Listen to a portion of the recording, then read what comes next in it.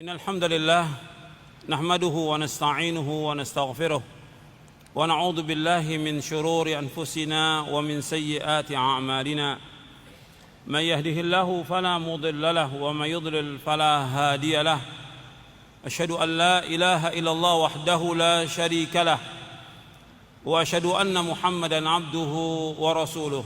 Ikhwani fi din, azakumullah. Kita akan bahas tentang masalah darah, dan ini merupakan masalah yang penting. Ya. Dan masalah darah, masalah perkara yang pertama kali diadili oleh Allah di hari kiamat nanti. Masalah darah pertama kali Allah akan adil pada hari kiamat. Kalau hubungan antara manusia dengan Allah pertama kali sholat, tapi hubungan antara manusia dengan manusia pertama kali adalah masalah darah. Nabi bersabda SAW, awwalu ma yuqda bainan nasi yaumal qiyamati fid dima. Yang pertama akan diputuskan antara manusia dengan manusia pada hari kiamat adalah masalah darah. Adapun hubungan antara manusia dengan Allah, salat. Hadis ini sahih, diriwayatkan oleh Imam Bukhari dan Muslim dari sahabat Abdullah bin Mas'ud. Yang pertama dihisab pada hari kiamat masalah darah. Jadi masalah darah ini masalah besar yang terjaga dalam Islam, dan darah seorang muslim lebih mulia di sisi Allah daripada Ka'bah yang mulia. Dan orang yang menumpahkan darah seorang muslim, maka ini perbuatan kufur. Menumpahkan darah seorang muslim dosa besar yang paling besar. Menumpahkan darah seorang muslim seolah-olah menumpahkan darah seluruh manusia.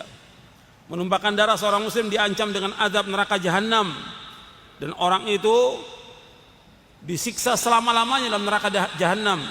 Dilaknat dia oleh Allah dan disediakan siksa yang pedih. Dan orang yang menumpahkan darah seorang muslim diancam dengan tidak diampuni dosanya. Diancam tidak diampuni dosanya. Jadi disamakan oleh Nabi Muhammad SAW, orang yang menumpahkan darah seorang muslim itu dia seperti orang yang berbuat kesyirikan, nggak diampuni dosanya. Allah enggan untuk menerima taubatnya orang yang jelas mati dalam keadaan kafir, nggak diterima. Yang kedua, orang yang membunuh seorang muslim. Jadi hukumannya berat ini. Makanya kita bahas masalah ini karena kalau kita lihat sekarang banyak orang-orang yang memang meremehkan masalah darah. Dan ini masalah fitnah. Gampang-gampang menghalalkan darah kaum muslimin. Masalah kecil. Jadi masalah perkataan yang dia nggak suka, orang itu dibunuh. Masalah jual beli, masalah utang piutang, masalah warisan. Kadang-kadang juga masalah demo. Banyak korban kaum muslimin yang terbunuh dengan sebab itu. Ini bukan dosa kecil, dosa besar. Jadi kita wajib berhati-hati. Masalah darah ini masalah besar yang nggak boleh sampai darah seorang muslim tumpah, nggak boleh. Orang kalau bawa panah, kata Nabi, barang siapa yang bawa panah itu kan tajam. Kata Nabi, tutup dia. Jangan sampai kena seorang muslim, nggak boleh kena. Atau kita ada bawa pisau atau pedang, disuruh masukkan ke sarungnya. Jangan sampai terkena kepada seorang muslim. Gak boleh. Orang umpamanya ribut antara seorang dengan seorang, dia ngancam dengan pisau, gak boleh, hukumnya haram. Ngancam aja dengan pisau gak boleh, hukumnya haram dalam Islam.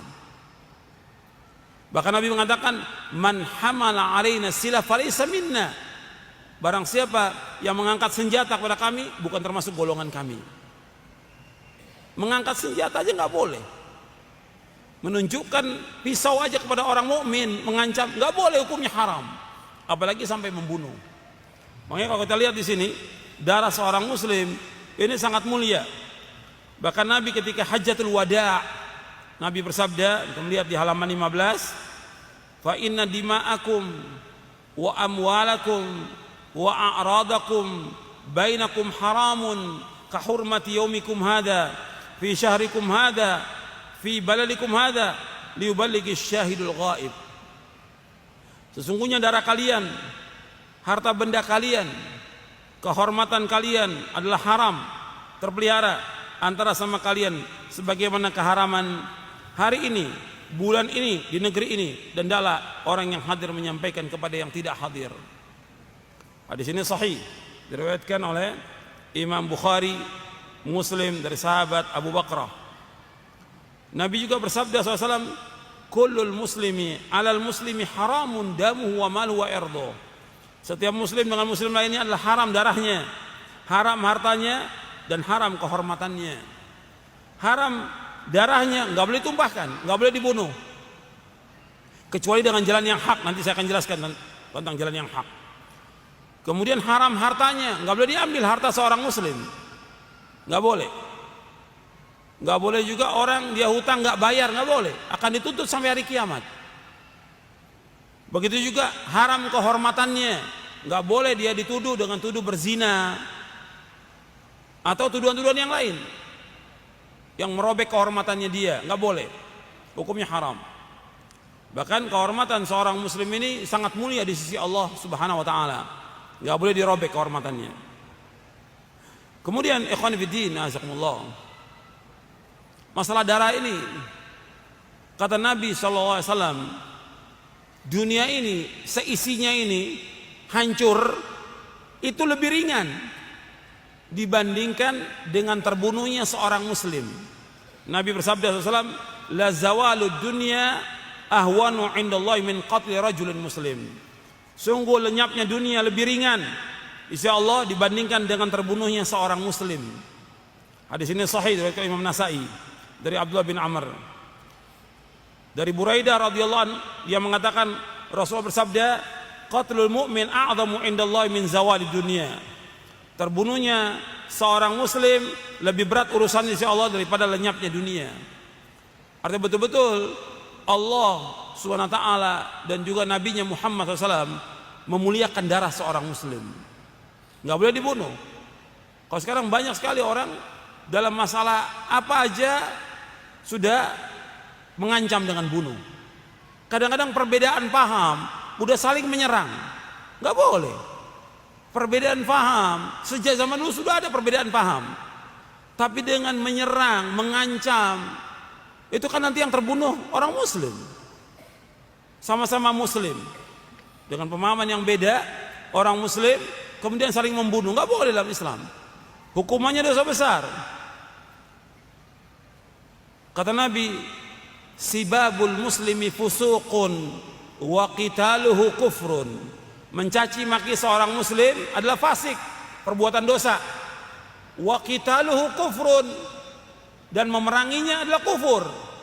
Memerangi seorang muslim adalah kufur. Maka nggak boleh membunuh seorang muslim. Hukumnya haram dan termasuk dosa besar yang paling besar. Dosa besar yang paling besar. Nabi SAW pernah melihat Ka'bah. Artinya waktu tawaf, Nabi mengatakan kepada Ka'bah itu, kata Nabi, ma atyabaki wa atyaba rihaki ma a'zamaki wa a'zama hurmataki waladhi nafsu Muhammadin biyadihi la hurmatul mu'min a'zamu indallahi hurmatan minki. Betapa bagusnya dirimu wahai Ka'bah, betapa harum aromamu, serta betapa besar nilai dan kehormatanmu.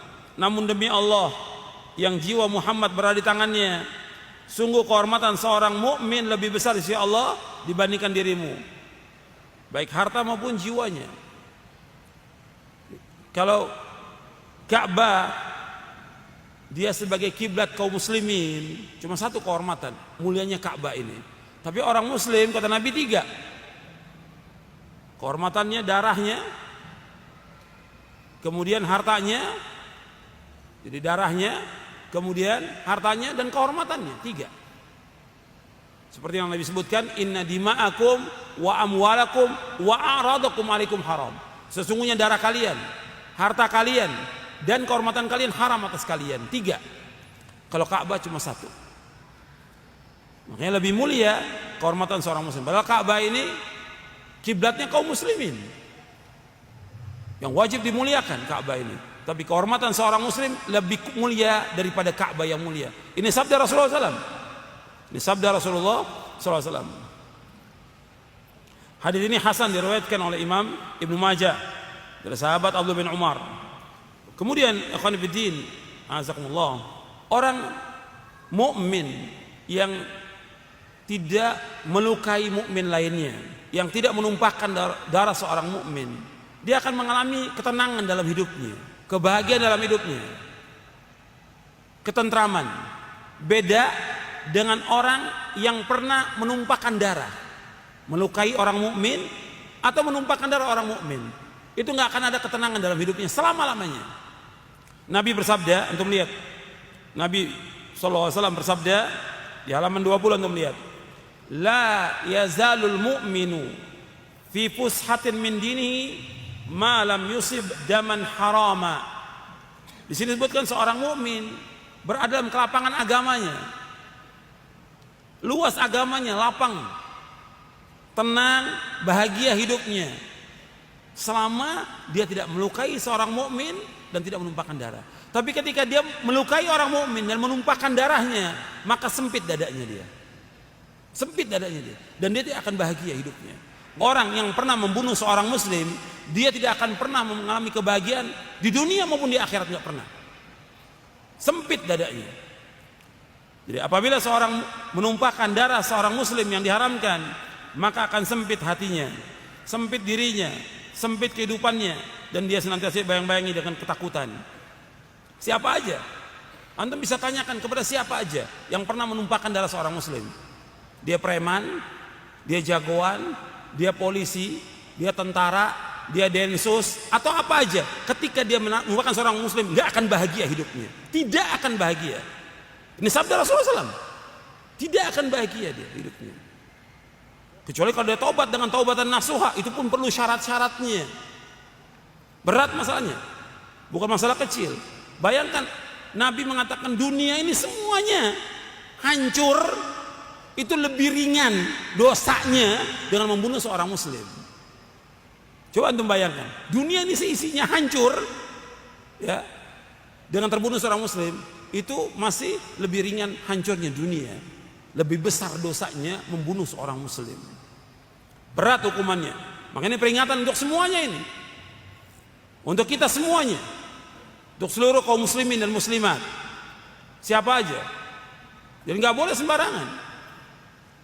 Apakah dia preman, dia polisi, dia tentara, densus, nggak boleh sembarangan membunuh seorang muslim. Berat hukumannya, dunia akhirat berat hukumannya. Kemudian kita lihat ayat-ayat.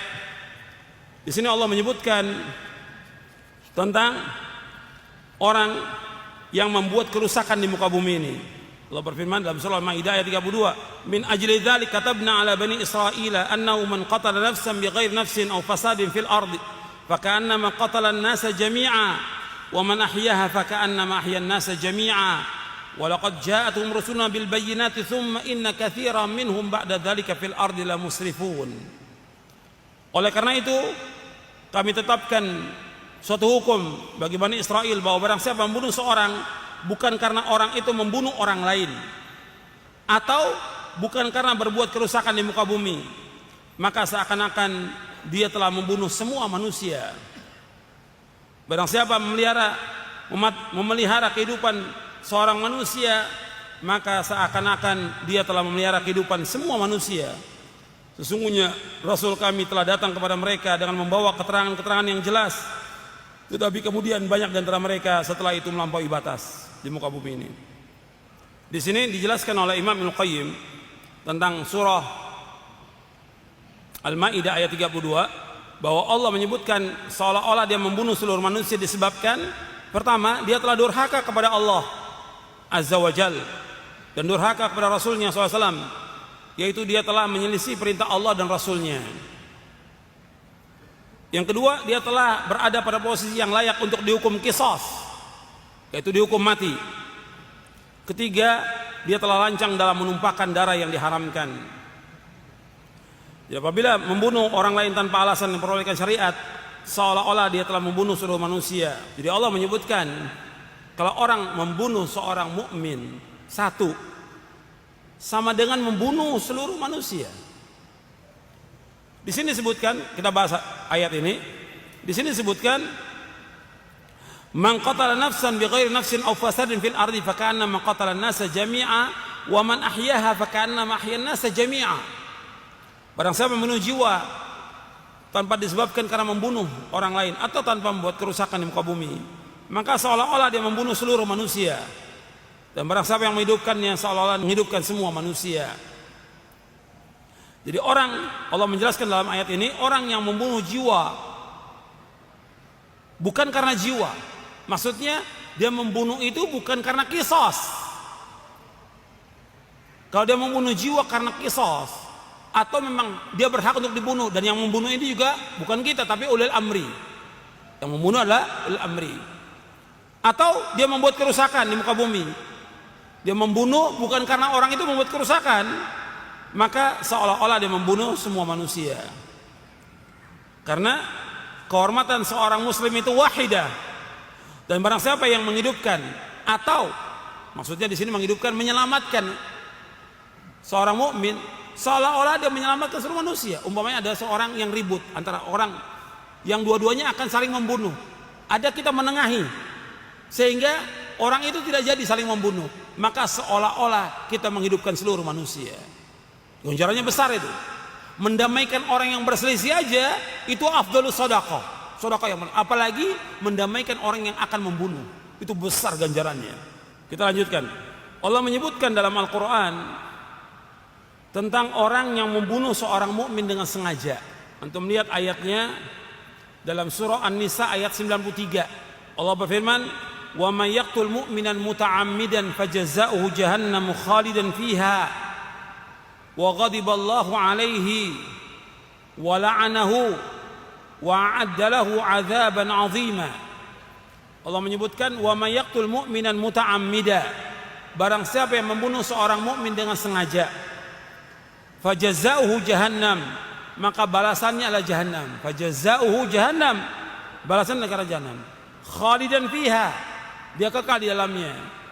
Wa ghadiballahu alaihi, Allah murka kepadanya. Wa la'anahu, Allah laknat dia.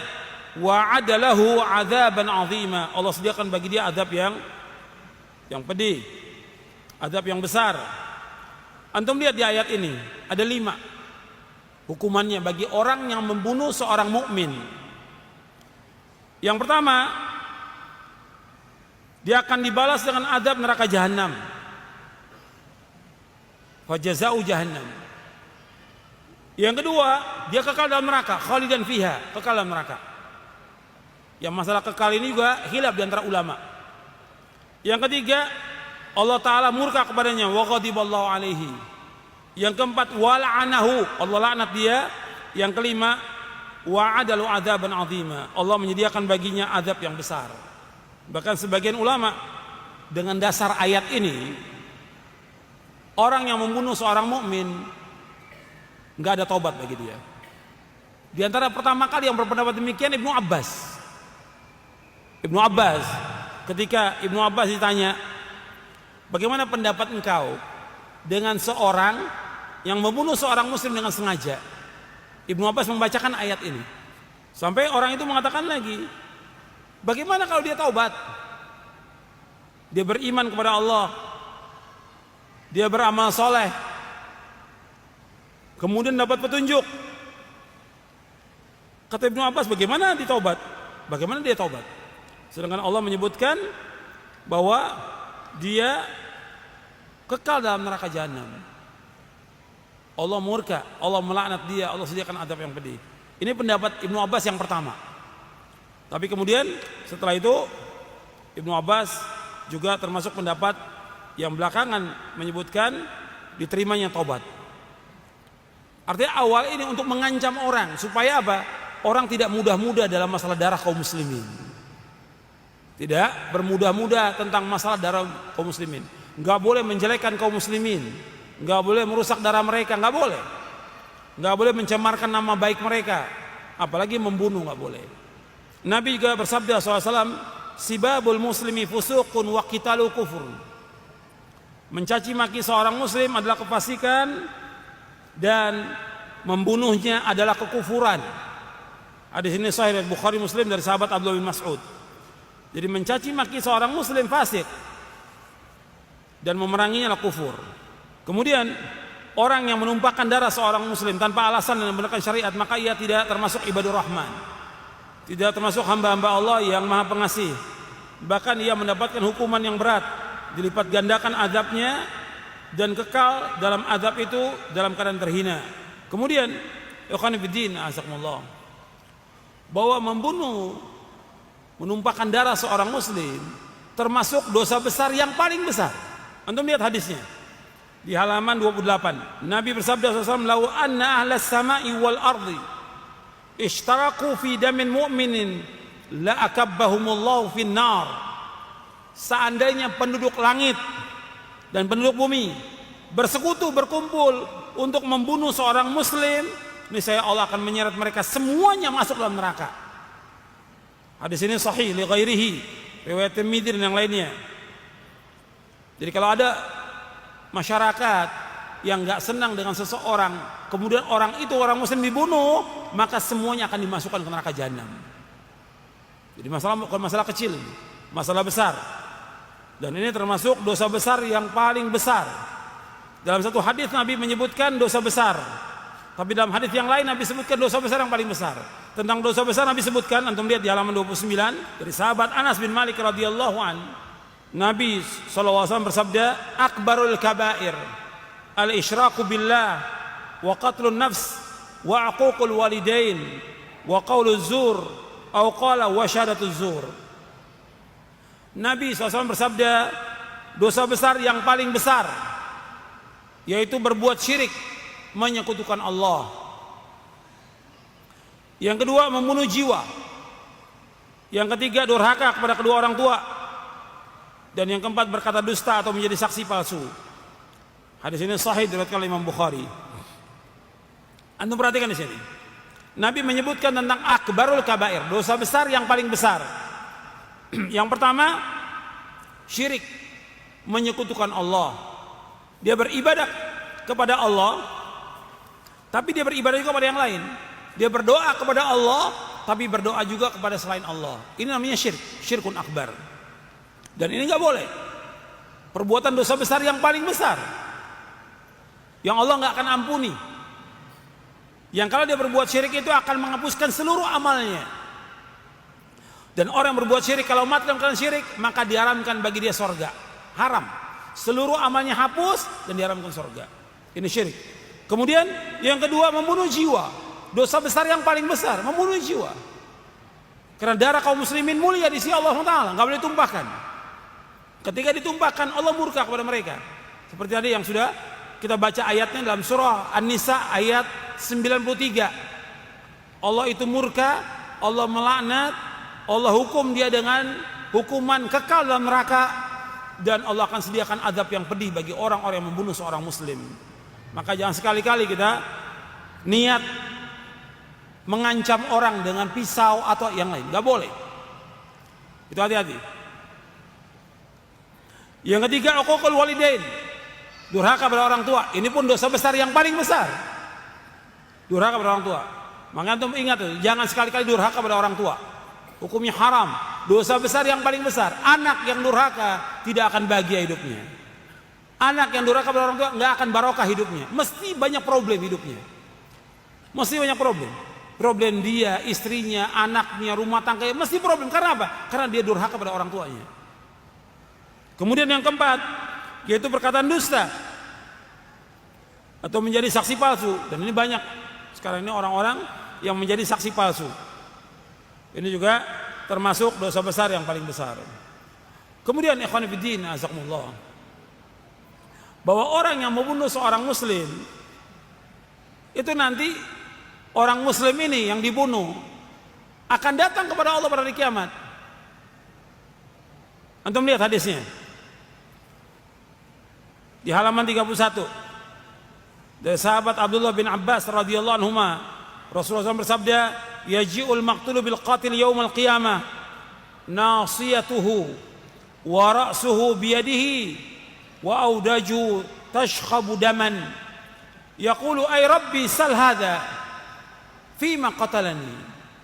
Pada hari kiamat korban pembunuhan akan datang bersama pelaku pembunuhan. Jadi orang yang membunuh dengan yang dibunuh itu dihisap pertama kali pada hari kiamat nanti. Kalau bicara yang pertama kali dihisap, yang hubungan antara manusia dengan Allah, yang pertama kali apa? Salat. Awalu ma yuhasabu bil abdi yaumil qiyamah as-salat. Yang pertama dihisap pertama kali seorang hamba itu masalah salat. Kalau salatnya baik, seluruh amalnya baik. Kalau salatnya jelek, seluruh amalnya jelek.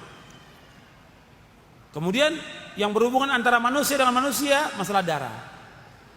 Nanti yang membunuh dengan yang dibunuh pertama kali datang kepada Allah pada hari kiamat nanti.